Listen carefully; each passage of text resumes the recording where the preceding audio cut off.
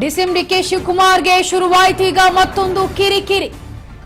ಸಿದ್ದರಾಮಯ್ಯ ರಾಜೀನಾಮೆ ನೀಡಿದ್ರು, ಡಿಕೆಶಿಗೆ ಶಾಕ್ ಇದೆ. ಡಿಕೆಶಿ ಕೈ ಕಟ್ಟಿ ಹಾಕಲು ಈಗ ನಡೆದಿದೆ ಮಹಾ ಒಂದು ಚಕ್ರವ್ಯೂಹ. ಡಿಸಿಎಂಗಳ ಮೂಲಕವೇ ಡಿಕೆಶಿಯನ್ನ ಕಟ್ಟಿ ಹಾಕಲು ತಂತ್ರವನ್ನ ನಡೆಸ್ತಾ ಇದ್ದಾರಾ? ಜಾತಿವಾರು, ಪ್ರಾದೇಶಿಕವಾರು ನಾಗರಿಕರಿಗೆ ಡಿಸಿಎಂ ಹುದ್ದೆ, ಬರೋಬ್ಬರಿ 4 ಡಿಸಿಎಂ ಪಟ್ಟವನ್ನ ಕೊಡಲು ಸಾಧ್ಯತೆ ಇದೆ. ಅದಕ್ಕೆ ಸಿದ್ಧತೆಯನ್ನ ಮಾಡಿಕೊಳ್ತಾ ಇದ್ದಾರೆ. ನೋಡಿ, ಡಿಸಿಎಂ ಡಿಕೆ ಶಿವಕುಮಾರ್ಗೆ ಶುರುವಾಯ್ತೀಗ ಮತ್ತೊಂದು ಕಿರಿಕಿರಿ. ಸಿದ್ದರಾಮಯ್ಯ ರಾಜೀನಾಮೆ ನೀಡಿದ್ರು ಕೂಡ ಡಿಕೆಶಿಗೆ ಒಂದು ರೀತಿ ಶಾಕ್ ಒಳಗಾಗಿದ್ದಾರೆ.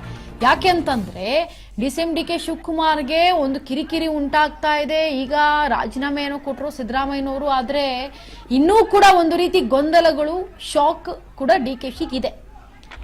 ಏನು ಡಿಕೆಶಿಯನ್ನ ಕಟ್ ಹಾಕಬೇಕು ಅಂತ ಹೇಳಿ ಒಂದು ಮಹಾ ಚಕ್ರವ್ಯೂಹನೇ ನಡೀತಿದ್ಯಾ ಅನ್ನೋದು ಡಿಕೆಶಿಗೆ ಅರಿವಾಗ್ತಾ ಇದೆ.